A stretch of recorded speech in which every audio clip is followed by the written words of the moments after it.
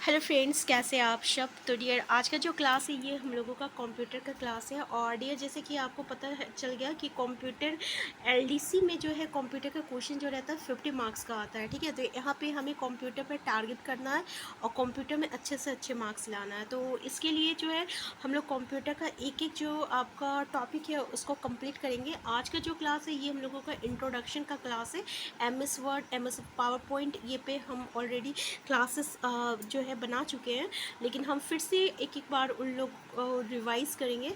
और इसके साथ क्या है डियर कि हमें जो है आपका हिंदी टंकन से बहुत ज़्यादा क्वेश्चन जो है देखने को मिलता है। ठीक है, तो हिंदी टंकन से और शॉर्टकट, ठीक है, ये दो टॉपिक को भी हम लोगों को बहुत अच्छे से डिस्कस करना है। तो खैर, आज का क्लास हम लोग स्टार्ट करते हैं। तो देखिए, पहला क्वेश्चन आपका यूनिवैक यूनिवैक क्या है। ठीक है, पहला तो आपका है यूनिवर्सल ऑटोमेटिक कंप्यूटर, दूसरा है यूनिवर्सल एरे कंप्यूटर, और तीसरा है यूनिक ऑटोमेटिक कंप्यूटर, और चौथा है आपका अनवैल्यूड ऑटोमेटिक कंप्यूटर। तो इसका मतलब क्या होता है, यूनिवैक मतलब होता है यूनिवर्सल ऑटोमेटिक कंप्यूटर होता है। ठीक है, याद रखिएगा, यूनिवैक मतलब यूनिवर्सल ऑटोमेटिक कंप्यूटर होता है। नेक्स्ट है microprocessors are use for which generation computer. अब देखिए, जनरेशन ऑफ कंप्यूटर बहुत इम्पॉर्टेंट है और इसमें से बहुत सारे क्वेश्चंस बनते हैं। ठीक है, अलग अलग तरीके से। तो माइक्रो प्रोसेसर जो है किस जनरेशन में हम लोग यूज़ करते हैं, फर्स्ट जनरेशन में, सेकेंड जनरेशन में, थर्ड जनरेशन में, फोर्थ जनरेशन में। तो डियर, ये जो माइक्रो प्रोसेसर है ना, ये हम लोग फोर्थ जनरेशन ऑफ कंप्यूटर में जो है इसमें हम लोग इसको यूज़ करते हैं। फोर्थ जनरेशन, आंसर डी हो जाएगा इसका करेक्ट आंसर। जैसे कि आपको पता है कि पूरे 5 जनरेशन है। ठीक है, तो जो आपका फर्स्ट जनरेशन है ना, इसका जो टाइमिंग पीरियड है ये आपका 1942 से लेकर 1955 तक का है। टाइमिंग पीरियड जरूर याद रखिएगा। और सेकेंड जनरेशन जो है ना, ये 1955 से लेकर 1964 तक है। देखिए, 1942 से 1955, फिर सेकेंड जनरेशन ठीक 1955 से ही स्टार्ट होता है, 1955 से लेकर 1964। थर्ड जनरेशन हो जाएगा 1964 से लेकर 1975 हो जाएगा। ठीक है, और फोर्थ जनरेशन जो है ना, ये आपका 1975 से लेकर 1989 तक रहता है। ठीक है, यहाँ पे देखिए 1975 से लेकर 1989 तक रहता है फोर्थ जनरेशन कंप्यूटर। और फिफ्थ जनरेशन कंप्यूटर जो है ना, ये आपका 1989 से लेके अभी तक प्रेजेंट तक का ये जो है आपका फर्स्ट जनरेशन ऑफ कंप्यूटर आता है। ठीक है, तो माइक्रो प्रोसेसर जो है ना, ये हम लोग किस में यूज़ किए थे, किस में हुआ था, तो ये अब हुआ था आपका फोर्थ जनरेशन कंप्यूटर में, जिस और वेरी लार्ज स्केल इंटीग्रेशन, ये VLSI, ये भी आपका फोर्थ जनरेशन ऑफ कंप्यूटर में हुआ था। ठीक है, इसके अलावा हम लोग जो सेमीकंडक्टर होता है, मेमोरी होता है, PC होता है, ठीक है ना, तो ये भी आपका फोर्थ जनरेशन ऑफ कंप्यूटर में आया था। तो समझ में आया फोर्थ जनरेशन ऑफ कंप्यूटर में क्या क्या आया था। अगर हम लोग ULSI, ठीक है, तो अगर LSI का अगर हम लोग बात करें तो ये किस जनरेशन में आया था, तो इसका मतलब होता है अल्ट्रा लार्ज स्केल इंटीग्रेशन, और ये आपका फिफ्थ जनरेशन ऑफ कंप्यूटर में आया था। किस में आया था, फिफ्थ जनरेशन ऑफ कंप्यूटर में आया था। ठीक है, तो थर्ड जनरेशन ऑफ कंप्यूटर में क्या आया था डियर, तो थर्ड जनरेशन में इंटीग्रेटेड सर्किट आया था। ठीक है, तो याद रखिएगा। और सेकेंड जनरेशन में क्या आया था, तो सेकेंड जनरेशन में आपका ट्रांजिस्टर आया था। क्या आया था, ट्रांजिस्टर आया था। ठीक है, और फिफ्थ जनरेशन और फर्स्ट जनरेशन में क्या आया था, तो फर्स्ट जनरेशन में आपका ट्यूब आया था, वैक्यूम ट्यूब आया था। ठीक है, तो याद रखिएगा, फर्स्ट में क्या आया था, तो आपका वैक्यूम ट्यूब आया था। तो ये याद रहेगा आपको। इसमें से जो है क्वेश्चन जो है पूछे जाते हैं। नेक्स्ट है integrated circuits are related to which generation of computer. तो अभी हम लोग जस्ट डिस्कस किए कि इंटीग्रेटेड सर्किट जो है ना, ये आपका थर्ड जनरेशन ऑफ कंप्यूटर में आया था। और थर्ड जनरेशन में जो है इसका टाइमिंग पीरियड जो है ये आपका 1964 से लेकर 1975 का जो ये टाइमिंग पीरियड है, ये आपका थर्ड जनरेशन ऑफ कंप्यूटर है। ठीक है,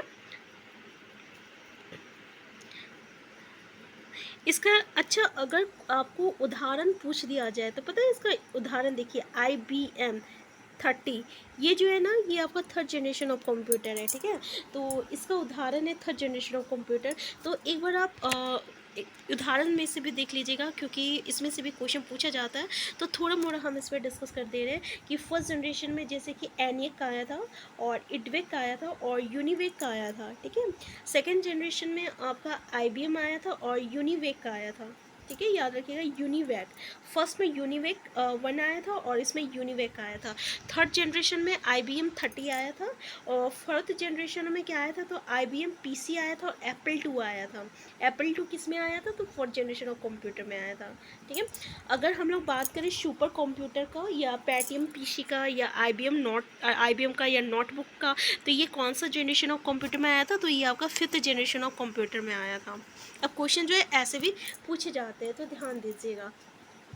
इसके अलावा कौन सा सॉफ्टवेयर कौन सा जनरेशन में कौन सा जनरेशन में आया था, ठीक है, तो इससे रिलेटेड भी क्वेश्चन पूछा जाता है, तो इस पर भी आप ज़रूर ध्यान दीजिएगा। और तो नेक्स्ट क्वेश्चन देखिए, ए हाइब्रिड कंप्यूटर और resembles digital computer, resembles analogue computer, resembles both digital and analogue computer या नन ऑफ द अबव। तो ये क्या हो जाएगा आपका, resembles both digital and analogue computer, answer, ठीक है। Which type of computer uses 8-bit code called epic है। तो देखिए यहाँ पे क्वेश्चन हिंदी में है, ये जो है ना ये इंग्लिश में है, ठीक है, तो ये समझ जाइएगा, ठीक है, क्योंकि नेक्स्ट बार से हम ये भी जो रहेगा वो हिंदी में आपको जो है यहाँ पे अपडेट कर देंगे। आज जो है किसी तरह से मैनेज कर लीजिए। तो 8-bit कॉल्ड एपिक डिक, सबसे पहला था 8-bit कोड जो है कॉल्ड एपिक डिक। ये किस कंप्यूटर में उपयोग हुआ था, मिनी कंप्यूटर में, माइक्रो कंप्यूटर में, मेन फ्रेम में या सुपर कंप्यूटर में। तो ये आपका मेन फ्रेम कंप्यूटर में जो है आपका 8-bit कोड जो है यूज़ हुआ था। नेक्स्ट है मेन कंपोनेंट फर्स्ट जनरेशन का क्या है, ट्रांजिस्टर है, वैक्यूम ट्यूब से, वाल्व से, इंटीग्रेटेड सर्किट्स है। तो अभी हम लोग जस्ट डिस्कस किए थे ना कि आपका वैक्यूम ट्यूब्स और वाल्व्स जो है ये आपका फर्स्ट जनरेशन ऑफ कंप्यूटर में आया था। नेक्स्ट है which of the flowing integrated circuit was used in the third generation of computer. अब देखिए which of the flowing IC, कौन सा IC, SSI हुआ था, MSI, LSI। अब देखिए इसमें से भी क्वेश्चन पूछा जाता है, तो इसमें याद रखिएगा IC में कौन कौन सा आया था, तो ये आपका SSI आया था और MSI आया था, बोथ AMB, यानी LSI जो है नहीं आया था। तो याद रखिएगा IC में क्या आया था। Next which of the flowing was special purpose computer, तो ABC, ENIAC, इडवैक और ऑल ऑफ द अबव, तो ABC, ठीक है, याद रखिएगा। नेक्स्ट क्वेश्चन है आपका, what was the computer invented by Atanasoff and Clifford. तो देखिए एटानाशोव एंड क्लिफोर्ड द्वारा कंप्यूटर का क्या आविष्कार किया गया था, मार्क 1, ABC, Z3। और तो याद रखिएगा ABC जो है ये आपका इनके द्वारा एंटासोव एंड क्लिफोर्ड के द्वारा जो है आविष्कार किया गया था, ABC। नेक्स्ट क्वेश्चन है which computer was considered the first electronic computers until 1973 when court invalidated the patent. तो 1973 तक किस कंप्यूटर को पहला इलेक्ट्रॉनिक कंप्यूटर माना जाता था, जब अदालत ने पेटेंट को अमान्य कर दिया था, ठीक है। ENIAC, मार्क 1, Z3 और ABC। तो क्या हो जाएगा आपका, ENIAC हो जाएगा। आंसर क्या हो जाएगा, आंसर आपका आंसर A हो जाएगा, ठीक है। तो याद रखिएगा आंसर क्या हो जाएगा, ENIAC हो जाएगा। नेक्स्ट क्वेश्चन है, a modern electronic computer is a machine that is meant for. एक आधुनिक इलेक्ट्रॉनिक कंप्यूटर एक ऐसी मशीन है जिसके लिए doing quick mathematical calculations, input storage manipulation and outputting of data, electronic data processing and performing repeating task. तो देखिए क्या हो जाएगा, input storage manipulation and output of data. तो जैसे कि पता है आपको कि आपका एक इलेक्ट्रॉनिक कंप्यूटर का काम क्या है, तो वो क्या करता है, कंप्यूटर में इनपुट को आपका जो रहता है डालता है, यानी जो भी हम लोग इनपुट डालते हैं फिर उसको वो स्टोर करता है, उसको मैनिपुलेट करता है, प्रोसेस करता है, उसके बाद वो आउटपुट देता है। तो ये जो 4 फंक्शंस होता है कंप्यूटर का, ठीक है, तो वही याद रखिएगा। When was the vacuum tube invented? अब देखिए वैक्यूम ट्यूब इन्वेंटेड बोला गया है कि वैक्यूम ट्यूब कब इन्वेंट किया गया था, 1900 में, 1900 में, 1906 में, 1910 में या 1880 में। तो यह आपका 1906 में वैक्यूम ट्यूब जो है इन्वेंटेड किया गया था। कंप्यूटर्स विथ 80286 माइक्रो प्रोसेसर, देखिए यानी 80286 माइक्रो प्रोसेसर के साथ कंप्यूटर कौन सा है, एक्जेटी कंप्यूटर है, 80 कंप्यूटर है, PC2 कंप्यूटर है। तो क्या आ जाएगा, तो 80 कंप्यूटर कंप्यूटर आ जाएगा, ठीक है। यानी ये 80 कंप्यूटर में कौन सा माइक्रो प्रोसेसर है, तो 80286 जो है ये आपका 80 कंप्यूटर में है। नेक्स्ट है digital computers was developed primary in USSR, Japan, US, UK. तो देखिए क्या आंसर क्या हो जाएगा इसका कि आपका ये तो यूएसएसआर, जापान, यूएस, यूके। तो आंसर क्या हो जाएगा, आंसर हो जाएगा आपका यूएस, ठीक है। तो याद रखिएगा आंसर आपका सी है।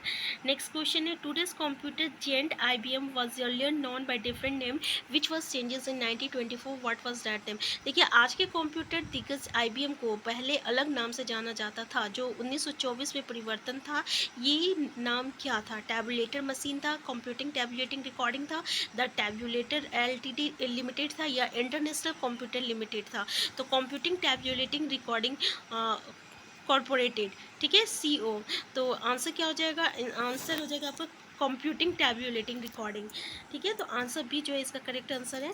तो डियर आज के क्लास हम इतना ही रखते हैं, और इससे आगे जो है हम लोग ऐसे ही क्वेश्चन जो है डेली प्रैक्टिस करेंगे। साथ में हम लोग एक एक टॉपिक को जो है यहाँ पे कंप्लीट करने की कोशिश करेंगे एमसीक्यू के थ्रू। तो हम फिर मिलते हैं नेक्स्ट क्लास में। चैनल में नए डियर तो सबसे पहले चैनल को सब्सक्राइब कर लीजिएगा। नेक्स्ट क्लास में जो है ये चीज़ भी जो है हम हिंदी में से लाने की कोशिश करेंगे, क्योंकि ऐसे स्टूडेंट को जो हिंदी में ऑलरेडी देख रहे हैं मे बी उसको प्रॉब्लम फेस हो सकता है। तो हम फिर मिलते हैं नेक्स्ट क्लास में। चैनल में नए हैं तो चैनल को सब्सक्राइब कर लीजिएगा। वीडियो हेल्पफुल होगा तो प्लीज़ लाइक शेयर करना मत भूलिएगा।